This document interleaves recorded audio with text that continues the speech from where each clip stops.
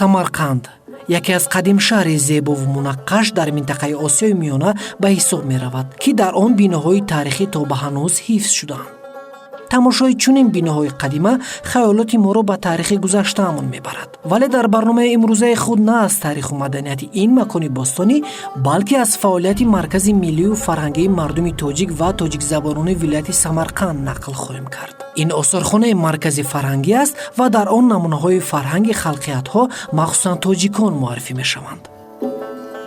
чорабиниҳои зиёде баргузор шуда нашри китобҳои тоҷикӣ аз ҷониби ин муассисаву дигар ташкилоти алоқаманд ба соҳа нақши муносибе дар эҳтироми забон ва халқи тоҷикро дорад. дар вилояти Самарқанд 11 милли маданӣ марказҳо, яъне марказҳои миллӣ кори худро ба пеш бурда истоданд.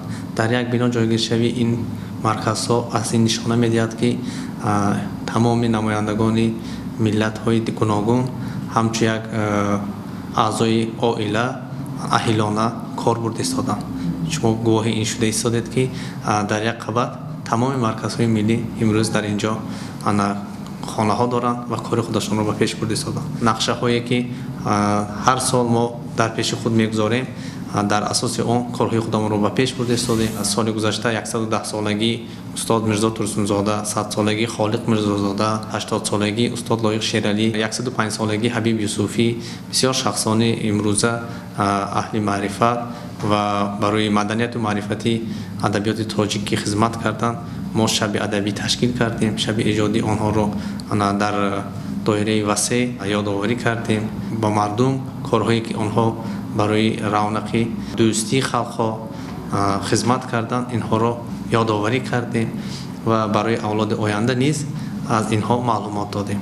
ва мо соли 2019 бо ташаббуси фаъолони марказ ва аз ҷумла бо ташаббуси маркази миллии тоҷик ва тоҷикзабони вилояти Самарқанд ба ректори донишгоҳи давлатии Самарқанд муроҷиат кардем, ки дар мактабҳои миёна бисёр мактабҳо ба забони тоҷикӣ таълиму тарбия мегиранд ва онҳо барои дохил шудани маълумоти олӣ квота, яъне ҷои кам будани онҳоро мо муроҷиат кардем ва аз муроҷиати мо дуруст хулоса бароварда аз имкониятҳои имрӯза туғри истифода бурда барои боз ҳам зиёд намудани квотаҳо, яъне аз 4 гурӯҳ имрӯз дар вилояти Самарқанд 11 гурӯҳ фаъолияти худро дорад. аз соли 2020 сар карда дар таълимҳои олие ки ба забони тоҷикӣ таълим мегиранд, имтиҳонҳо ба ивази тест ташкил карда шуд. то ин дам тест ба забони тоҷикӣ набуд. шахсоне ки дар таълими олӣ мехостанд медаромаданд, онҳо ҳамагӣ имтиҳон месупорданд. вақте ки бо ташаббуси маркази миллии тоҷик ва тоҷикзабони вилояти Самарқанд мо ба ректори донишгоҳ муроҷиат кардем ва инро ба ҳисоб гирифта, ба инобат гирифта, ҳамин чизҳо имрӯз дар ҳаёт татбиқ аст ва имрӯз мардум аз ин туғри истифода бурда имконияти худашонро пеш бурда истоданд. 8 март иди зан ва духтарон буд. дар ҳамин анъана мо як озмун ташкил кардем, ки дар васфи модарону духтарон шеъри қироат кунанд, эҷод кунанд. агар шахсе ки беҳтарин шеър эҷод мекарданд, қироат мекарданд ва ҷоизаи якум, дуюм ва сеюмро мо ташкил кардем. албатта ин чорабини ҳамкорӣ бо таълими ноҳияи Самарқанд буд, ҳамкорӣ бо газетаи вилояти Овози Самарқанд буд, ки қариб 3 нафар ҷои якум, ҷои дуюм, ҷои сеюмро гирифтанд. ин барои эҷодкороне ки навқаламоне ки дар васфи ватан, дар васфи модару зан эҷод мекарданд, ба эътибор гирифта шуд, кутама ҳисоб мекунам ва барои ояндаи корбарии онҳо ин каме бошад ҳам як саҳм мегузарад. албатта озмун ташкил кардем ва беҳтарин эҷодкорон дар равияи назм ва наср ҷои худро интихоб карданд. соли гузашта мо онҳоро дастгирӣ кардем бо ҷоизаҳои аввалине ки гирифт тӯҳфаи телефонӣ буд, ҷои дуюм тӯҳфаи китоб додем ва ҷои сеюм низ як тӯҳфаи арзанда барои эътибор ما تشکیل کرده بودیم. тоҷикон ва ӯзбекон фарҳанги муштарак доранд ва шумо баҳри тақвияти ҳамин фарҳанги муштаракоти ду кишвар масалан тадбирҳои судманд меандешидед ё ки андешида истодед? дарбораи дӯстии халқҳои ӯзбеку тоҷик бисёр чизро гуфтани ман метавонам ва бо дар айни ҳаёте ки татбиқ шуд ман инро гуфтани ҳастам ки мо соли гузашта эҷодкори халқи Ӯзбекистон Ӯткур Ҳошимовро ки аз тарафи ҳукумати Ӯзбекистон барои 80-солагии устозро васеъ пешвоз гирифтан чорабиниҳо ташкил карда шуда буд ва мо як гурӯҳ фаъолони марказ ин эҷодкорро ба муносибати 80-солагии ин эҷодкор як китоби дафтар ҳошияи битиклар яъне қайдҳо дар ҳошияи дафтар буд. инро мо ба забони тоҷикӣ нашр кардем ва барои мактаббачагоне ки дар мактабҳои тоҷикӣ таълим мегиранд барои онҳо бепул дар кутубхонаҳои мактабҳо паҳн карда шуд. ба тиражи 1000 нусха дар вилояти Самарқанд ин китоб нашр гардид ва мо ҳозир дар яке аз хурсандтарин чизро гуфтани ҳастам ки боз яке аз ташаббуси маркази миллии мадании тоҷик ва тоҷикзабони вилояти Самарқанд барои васеъ пешвоз гирифтани анъанаҳои наврӯзӣ таърихи наврӯзи аҷамро ба ду забон ҳам ба забони тоҷикӣ ҳам ба забони ӯзбекӣ ба шакли китоб тайёр карда ана ҳамин дар бораи мардуми диёра мо паҳн кардан будем. ин аз тарафи ҳукумат як лоиҳаи калони мо дастгирӣ карда шуд ва хушбахтона ҳозир ман гуфта метавонам ки ин китоб насиб бошад ба арафаи истиқлолияти Ӯзбекистон аз нашр мебурад. ин ҳаст ки барои дӯстии халқҳо марказ кори худашро пеш бурда истодааст. ҳамин лоиҳаи мо аз тарафи ҳукумат дастгирӣ карда шудааст ва ба ивази 40 миллион маблағгузорӣ таъмин карда шуд ва мо метавонем то муҳлати сентябри соли ҷорӣ яъне истиқлолияти ватан муддат дода шудагӣ ва китобро аз нашр бирорем. мана ин ҳаст аз тарафи ҳукумат дастгирӣ барои пешрафти ана ҳамин корҳои маркази миллии тоҷик ва тоҷикзабони вилояти Самарқанд. на фақат барои маркази миллии тоҷик ва тоҷикзабони вилояти Самарқанд балки ба дигар низ миллии мадании марказҳо ана ҳамин имкониятҳо ҳаст ки инҳоро ман бисёр гуфта метавонам. дар вилояти Самарқанд 16 шаҳру ноҳияҳо мавҷуд аст. дар ҳар як гӯшаи ин вакилони миллатҳои гуногун зиндагӣ мекунанд ва ҳар як тадбире ки пешвоз гирифта мешавад мо гурӯҳҳо фаъолон як гурӯҳ шуда дар он ноҳия меравем. ғайр аз ин ҳар як маркази миллии маданӣ осорхонаи худашонро доранд. дар назди осорхона метавонанд вохӯриҳо бо меҳмонҳо вохӯриҳо бо фаъолони худ вохӯриҳо бо марказҳо бо ҳамдигар метавонанд дар ин ҷо истифода баранд. ин ҳама имкониятҳо барои пешбурдани корҳои тамоми марказҳои миллии вилояти Самарқанд мебошад. маҳз бо ҳамун ташаббуси масалан маркази миллии тоҷик ва тоҷикзабони Самарқанд ва бо масалан таҳририяти рӯзномаи Самарқанд мо бисёр чорабиниҳоро пеши худ масалан нақша карда будем ва аллакай чанд тошон амалӣ шуданд. ما جشن ها رو گذراندیم. روزهای شعری مثلا لایق شعری شد. جشن میرزا ترسنزاده، جشن عبدالسلام دهاتی، جشن 105 سالگی حبیبی صوفی، مثلا نشر شدن چند کتاب‌های مثلا به زبان تاجیکی و نشر شدن چند نفر ادیبانی که مثلا در سمرقند به زبان تاجیکی میکنند. نشر اینا همیشه البته من فکر میکنم که نتیجه اصلاحاتی که دو سروری مملکت سالهای از اون مثلا 17 مثلا با هم دیگر مثلا امضا کردن من این اصلاحات شما امروز علاقه عملی دیده شدیم. در 5 شهر و ناحیه‌های سمرقند زیاده از 50 مکتب‌های میانه‌ای که امروز به زبان تاجیکی تعلیم و تربیه میگیرند. امروز مکتب‌ها هستند که به 3 زبان تعلیم و تربیه میگیرند، هم به زبان ازبکی، هم به زبان روسی، هم به زبان تاجیکی. لیکن شما در اون مکتب‌هایی که وارد میشوید میبینید فرزندان مردم را از یکدیگر جدا کرده نمیتوانید. آنها مثل یک عائله همچون انعنه‌های دوراندیز در یک مکتب دوستانه اهلانه علم تعلیم میگیرند و هر یکی اگر به زبان روسی گپ زنند دیگری به زبان تاجیکی گپ زنند سومین به زبان روسی گپ زنند یکدیگر را آزادانه میفهمند. محیطی خوشی هست که یکدیگر را جدا نمیکنند. شخصا فرزند من در باغچه یعنی تعلیم تا مکتبی روسی میرود، در یک گروه فرزندان با 3 زبان گپ میزنند، یکدیگر را آزاد میفهمند. مثال فرزند من تاجیکی گپ میزد، یک فرزند روسی گپ میزد، یک فرزند ازبکی گپ میزد، یک دیگر رو آزادانه فهمیده رفتن میگیرن. اونجا یگان خیلی جدا کردن یا من نفهمیسم چی گفته است نمیاد یافتی اون چو گاورید تگنید. همین خیلی یک دیگرشون رو نه فهمیده میرون. همین خیلی یک محیط هست. ما قریب زیاد از 50-60 مکتب تشریف آوردیم در دوام 2 سال. 50-60 مکتب رفته ما با آنها کتاب‌های بدیعی، کتاب‌های ادبی مثلا زبان تاجیک ما تقدیم کردیم بپول از جانب مرکز ملی تاجیک و تاجیک زبان سمرقند و از جانب تحریریت روزنامه سمرقند. یکیش همون مانا خیلی کشون زیش قیادن جوش دارده حبیب یوسفی. برای چی؟ بعضیشون میتونن مثلا کتاب رو مثلا خرید کنن، لیکن بعضیشون حتی خبر ندارن. بعضیشون مثلا خبر دارن میتونن خرید کنن یا که امکانات های مثلا هر خیلی وابسته است.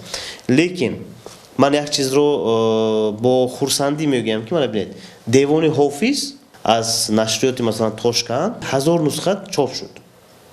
سال 2016 بود. علاقه وی دیوان حافظ حاضر یافتن گمان نیست.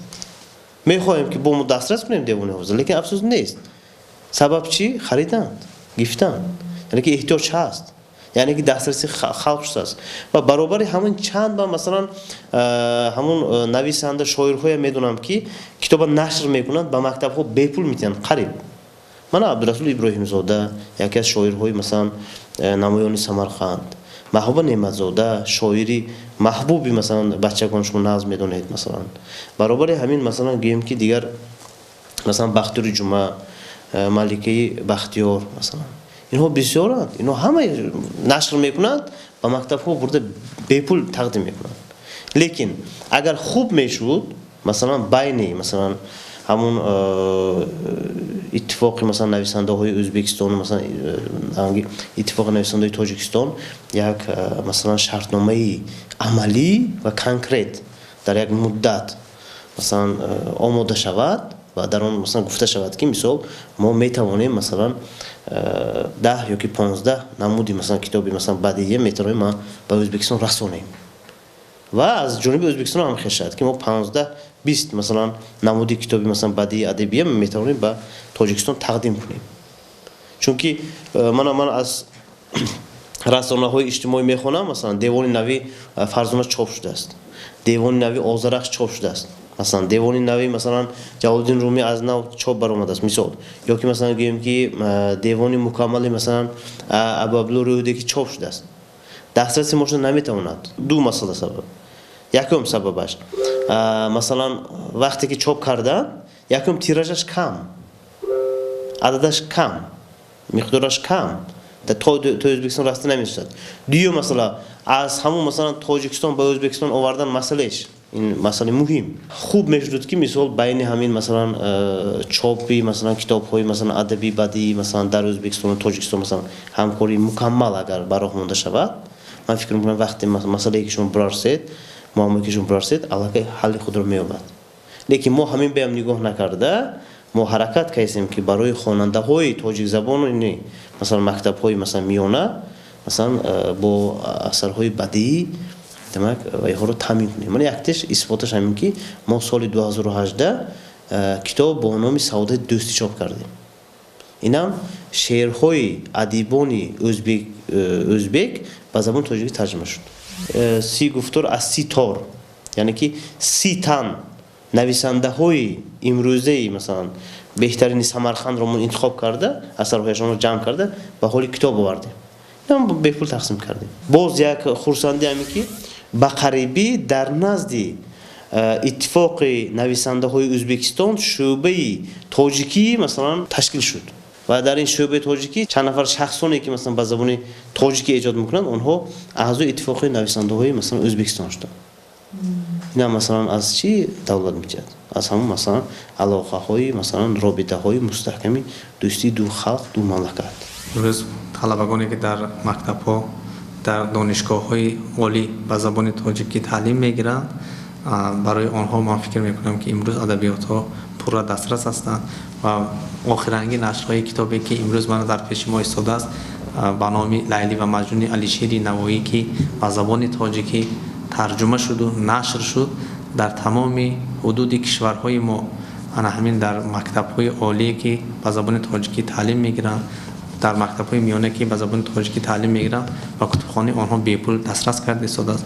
خوبتر میشد که این چیزها را همراهی ما، همراه شما در عالم کتابی سمرقند بینیم و در آنجا برای بینندگان خوبتر میشد که این چیزها را نشان دهیم. چیزی که میگن شنیدن کی بود مانند دیدن، بید که ما از شنیدن و از چیزها اختر میشد که این چیزها را خودمون بینیم.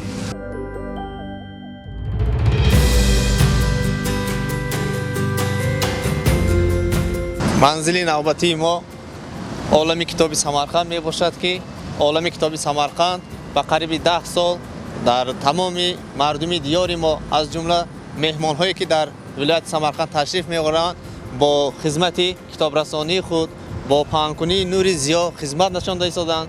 بهترش اگر شما رخصت میدادید در همین مجموعه عالم کتابی سمرقند با فعالیت این شما رو شناس میکنم، خوبترش میشد قبول میکردید. مرحبا.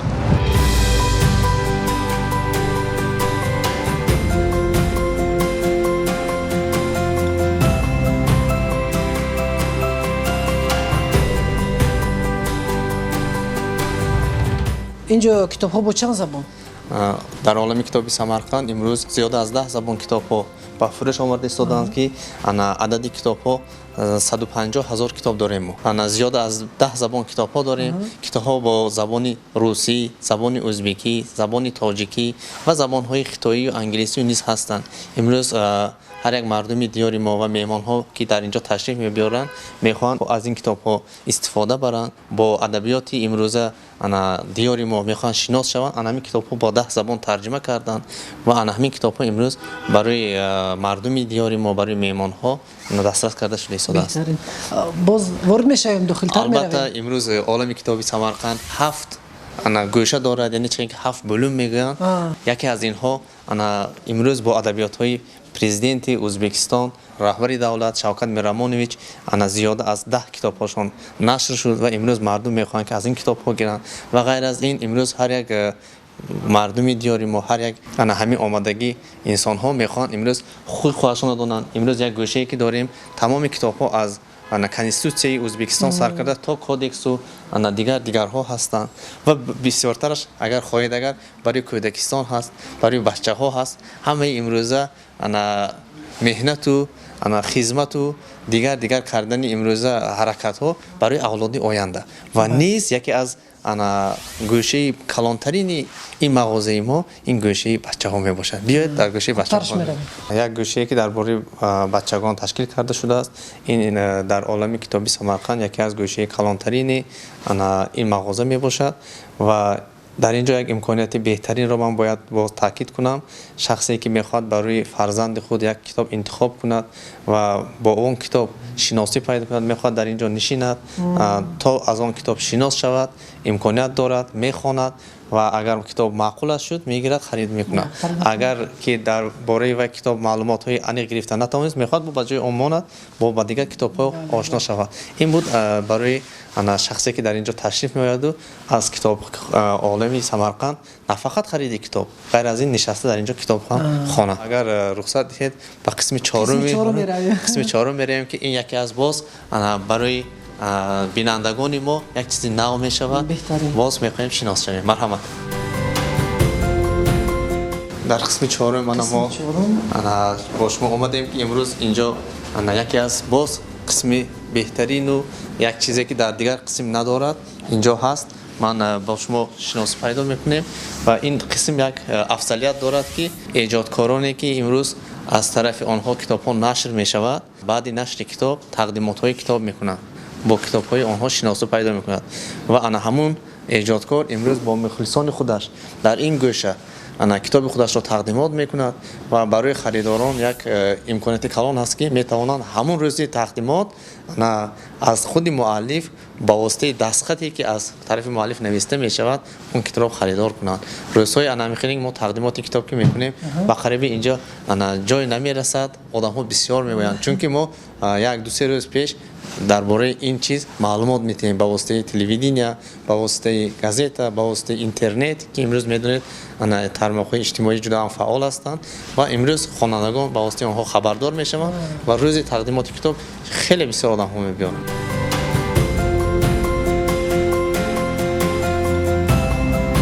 اوه این گوشه زیبا بود. چی گونه گوشه باشد این؟ اینجا گوشه های زیبا بسیار است. انیخترش بعد درباره این گوشه من معلومات میدم. خیلی جالب. خوب میشد که درباره امروزه کتاب ها و ایجادکارا من برای شما معلومات دهم.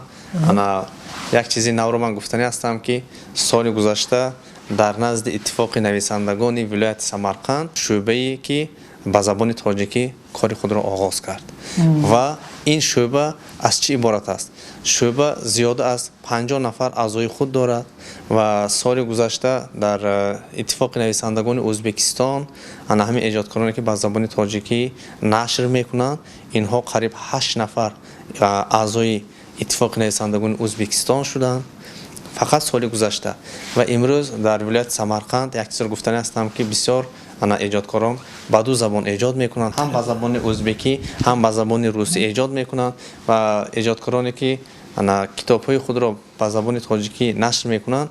امروز ما در سمرقند نشریات توران داریم. نشریات توران انا همین ایجادکارانی که کتاب خود را با نشر تیار میکنند نه با مرکزی ریسپوبلیکا یعنی با ولایت تاشکند رفته اونجا نشر کنند، خود در سمرقند انا همین نشریات فعالیت خودش را سال گذشته آغاز کرد که این نامی توران نشریات دارد و انا همون کتاب‌هایی که از طرف نویسندگان به نشر میبیاد و آنها میخواهند که به خوانندگان پهن کنند انا همین عالم کتابی سمرقند انا برای پهنشوی کتاب آنها خدمت کرده شده است و هر یک مؤلف میخواد امروز میبیاد به ماموریتی انا عالم کتابی سمرقند شرطنامه میکند، حقوق مؤلفی خود دارد و انا همین در عالم کتابی سمرقند کتاب خود را میماند و وقتی که انا همین ایجادکاران این کتاب را سنا میگیرند و پهن میشد و باز ها انا همین با مقصدی دویومین سیومین یعنی دیگر کتاب‌های خود را برای نشر کردن مبلغی انیق به دست گرفته میتوانند. انا باز یک چیزی نو رو من با شما گفتنی هستم که ایجادکارانی که انا امروز در ولایت سمرقند ایجاد دارند نه فقط اعضای اتفاق ازبکستان بلکه اعضای اتفاق نیز تاجیکستان هستند. از سال 2018 انا رژیم روادید از بین گرفته پرتافته شد و مردم میخواهند که امروز بی‌واسطه از همین چخیلی که مابین سرحدها قریب 17 پست امروز فعالیت خودش را دارد به ملال گذشته رفته انا خیچ و توارها انا دوست و برادرها فرزند و انا پدر و مادرها یکدیگرشان بینند و سال 2018 انا ماه مارت بود. در همین وقتها بود که 4 سال پیش من در آنجا اشتراک داشتم و میدیدم که مردم از خرسندی چیزی گفته نمیتوانستند، فقط اشک شادی بود، یعنی دیگر رو با آغوش میگرفتند. این بود که سیاست خردمندانه دو دولتی انا بزرگ که امروز در ازبکستان شوکت میرامونویچ انا پرزیدنت ازبکستان ما انا در تاجیکستان انا امام علی شریفویچ امروز دوستی نو را از نو آغاز کردند. باز یک خرسندی رو برای شما من اگر رخصت دهید امروز در گوشه انا همین عالم کتابی سمرقند باز یک گوشه داریم که پر را به زبان تاجیکی کتاب ها امروز از طرف ایجادکاران که به نشر آمد بیایید خوبترش در اینجا شناس شویم. من این قسم پنجمی عالم کتابی سمرقند است و چخیلی که در بالا گفتیم در این قسم کتاب ها پر را به زبان تاجیکی نشر شده است و این کتاب ها از ایجادکاران ولایت سمرقند از ایجادکاران ازبکستان که به زبان تاجیکی نشر میکنند و کتاب خودشان را برای مردم پهن کرده میخوان. ما این گوشه را تشکیل کردیم.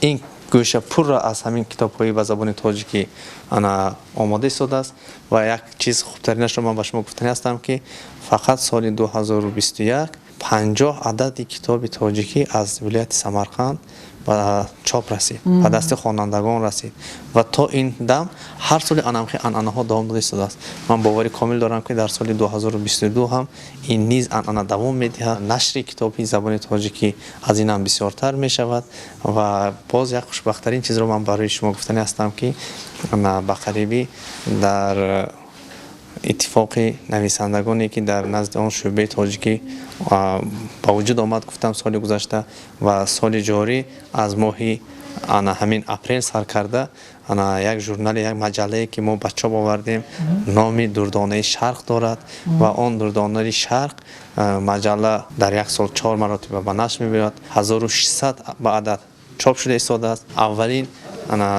نسخه آن الکی به چاپ آمد و امروز ژورنال دردانه های شرق تمام امروز خوانندگانی که امروز کار علمی میکنند به زبان تاجیکی و آن کارهای علمی خودشان را میتونند با واسطه این مجله به مردم رسانند. این بود مجله که در ولایت سمرقند از طرف همین مرکز ملی تاجیک و تاجیک زبان ولایت سمرقند از طرف اتفاق نویسندگان ولایت سمرقند به چاپ رسید.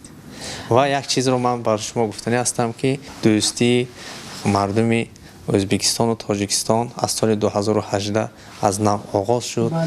با سیاست خردمندانه دو سرور دولت شوکت میرامونویچ و امام علی شریفویچ این یک دوستی نو پیدا شد و مردم از این خیلی خرسند هستند و سال 2018 در ولایت تاشکند در ازبکستان شب دوستلیک آخشامی تشکیل کرده بود و من در اونجا اشتراک کردم و یک خوشبختترین یک چیز را دیدم و امروز با شما گفتنی هستم که همون در شام دوستی پرزیدنت ازبکستان شوکت میرامونویچ و پرزیدنت تاجیکستان امام علی شریفویچ کتابی استاد عبدالرحمن جامی را که در ازبکستان و زبان ازبکی ترجمه کرده بود همون کتاب را من حاضر به شما نشان میدهم. کتابی که به 1000 عدد نشر شد همین کتاب رو من به شما نشان دادن هستم. همین کتاب رو تحفه کرده بودم و امروز در عالم کتابی سمرقند این کتاب نیز موجود است. افسوس که برای فروش نیست. این کتاب رو شخصی که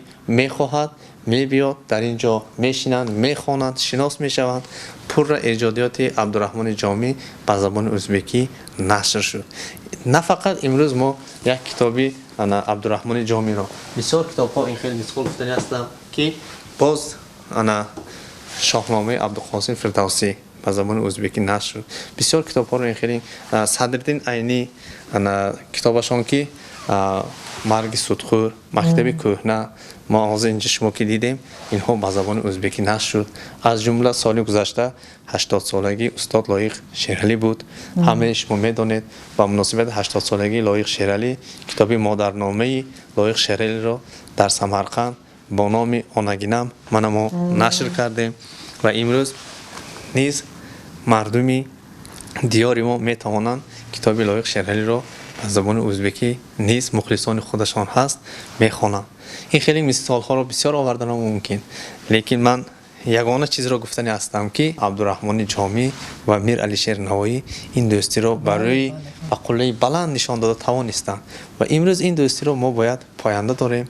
با اولاد آینده همین خیلی دوستی را چه خیلی بودنش را نشان داده باز مستحکم کرده برای مردم اگر رسانیم. ما امروز در فعالیت خود در زندگی خود یک کاری خوب کردگی میشویم. خدا ما را حساب میکنه. اینجا دیدم کتابی است که تاجیک شعریت نماینده‌لari این کتاب به زبان ازبکی است، لیکن شعرها امروز مخلصان بسیار میخواهند که ایجادکاران تاجیک را به زبان ازبکی خوانند، چون که در دیار ازبکستان 35 میلیون زیاد اهالی هست و امروز زیاده از 130 ملت در وطن جانجان ما اهلانه دوستی بسر امور برده ایستادند و در ولایت سمرقند 11 مرکزهای ملی مدنی کار خود را آزادانه فعالیت برده ایستاده است و از همین امکانات ها ما استفاده برده همین ایجادکاران همین چیزی که من اینجا گفتید تاجیک شریعت نماینده‌لari یعنی نمایندگان همین به زبان تاجیکی ایجاد کردگان را امروز ما با زبان ازبکی ترجمه کرده. مثال میرسید میرشکر یا میرزا ترسونزاده من امروز اینها ایجاد اینها با زبان ازبکی ترجمه کرده شد و مردم امروز از ایجادات اینها خبردار شده خوانده ایستادند، چون که اینها نیز مخلصای بسیار دارند. بله. اینجا شماره ادبیات های تاجیکانه چقدر است میتونید گفته؟ من همین در گوشه‌ای که شما دیدید امروز خودی سال گذشته ادبیاتی که شعریاتی که در خودی ولایت سمرقند چاپ شد به نشر آمد 50 زیاد عدد کتاب بود. امروز زیاده از 300 نمود زیاد کتاب‌هایی که به زبان تاجیکی نشده است امروز در گوشه انا همین به زبان تاجیکی که ما امروز کتاب‌ها رو می‌فروشیم علاوه شعبه تشکیل کردیم. امروز می‌خوایم که انا خوانندگان اومده این کتاب‌ها رو گیرند شناس شوند. و باز یک چیزی خوب رو من گفته میتوانم که 3-5 مارس سال جاری سفیر فوق‌العاده تاجیکستان در ازبکستان عبدالجبار رحمانزاده تشریف آورده بودند و برای سودای کتاب یک چیزی نو را گفتن که از ماه اپریل سر کرده ما میتوانیم با نشریات ادیب باید همکاری را به راه مانیم و قریب تمام حجت ها مشکلات ها حل شد. با همین آمدن بهار با گم شدن پاندمی ها ما باز چیزهای نو را از نو سر کردیم و مردم دیار ما میتوانند این روزهای نزدیک ادبیات هایی که در خود ریسپوبلیک تاجیکستان نشر می شود امروز در ولایت سمرقند پیدا کنند. این کتاب ما 30 گفتار از 30 تار می باشد که ما در از طرف کتابخانه آواز سمرقند این کتاب را به نشر تیار کردیم با زبان تاجیکی. امروز چرا این 30 گفتار از 30 تار می باشد 30 ایجادکاری که در سمرقند ایجاد می کنند. یک چیزی ناتکرار این همین هست که همین ایجادکاران حیات و فعالیت یعنی ترجمه حال خودشان را حیات فعالیت خودشان را با دست خودشان نوشتند و ما این 30 بهترین ایجادکاران ولایت سمرقند را با نام 30 گفتار از 30 تار نشر تیار کردیم و از طرف مرکز ملی تاجیک و تاجیک زبانی ولایت سمرقند این کتاب دستگیری شد با از طرف اقتصادی و با نشر آمد که امروز همین 30 ایجادکار بسیار خرسند هستند و دیگر ایجادکارهای هم امروز کتابشان از طرف مرکز ملی تاجیک و تاجیک زبانی ولایت سمرقند دستگیری کرده و نشر آمده استاده است.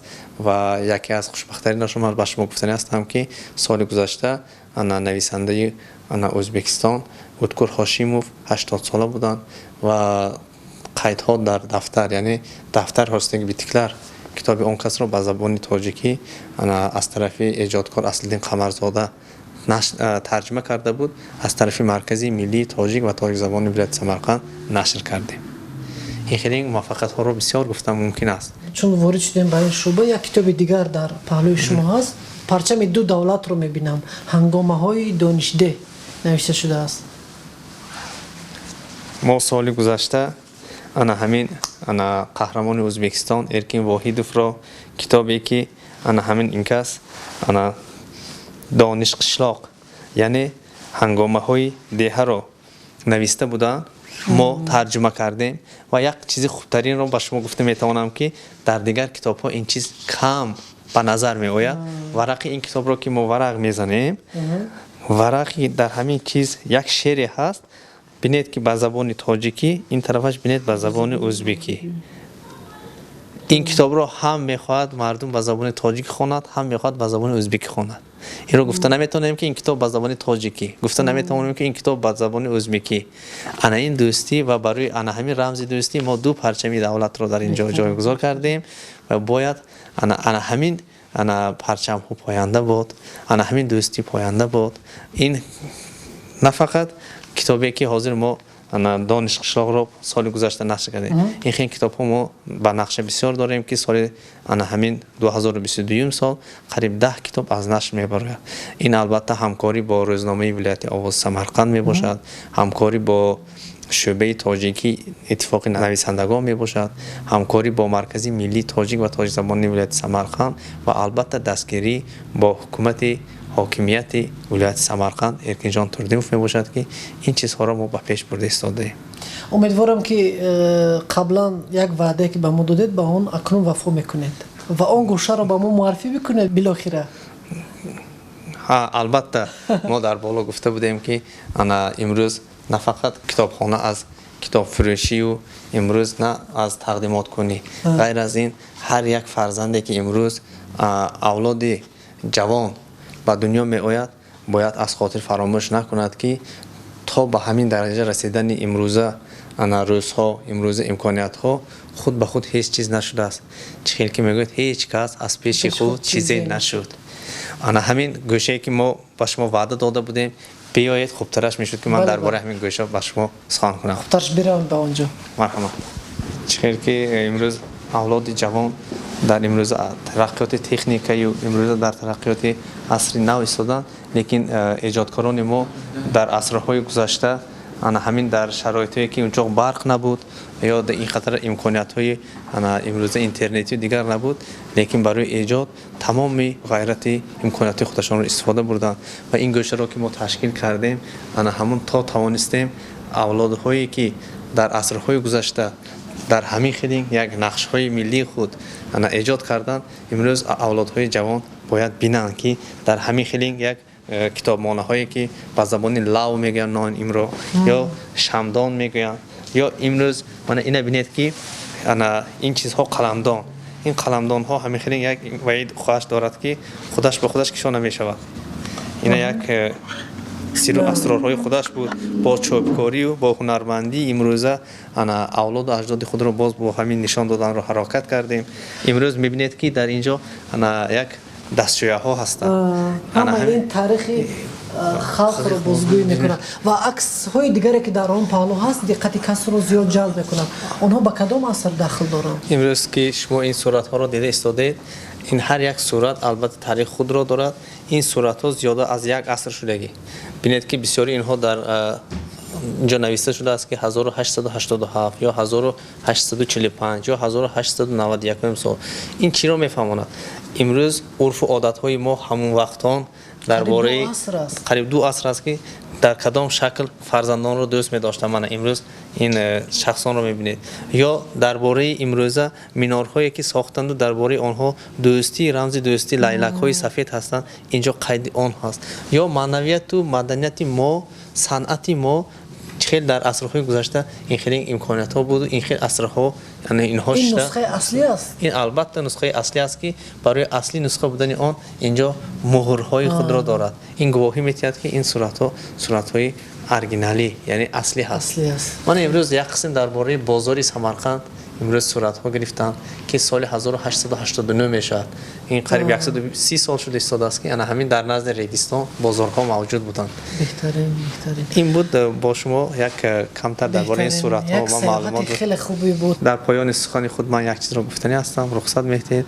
در وقتی که در کتابخانه آمدیم درباره کتاب شعر نگفتن ممکن نیست و من میگویم که چرا ممکن نیست؟ ما با مکان شعر آمدیم. کتابخانه عالم است که ورق جستم خطی تو دیدم و گفتم که مدعا اینجاست.